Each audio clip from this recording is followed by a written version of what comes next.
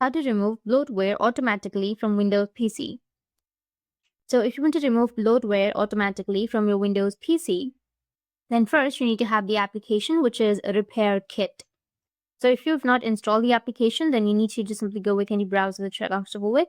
And on your browser, you need to search for repair kit, and then you will find the GitHub link right here. So you need to click on the GitHub link, which will be in the first, and then it will take you to this kind of interface.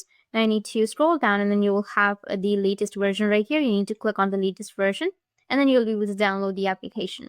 Now once you've downloaded, you need to just simply go with the repair kit application right here. Simply select the option of remove bloatware, which is right here, and after selecting, you need to click on run automatic repairs.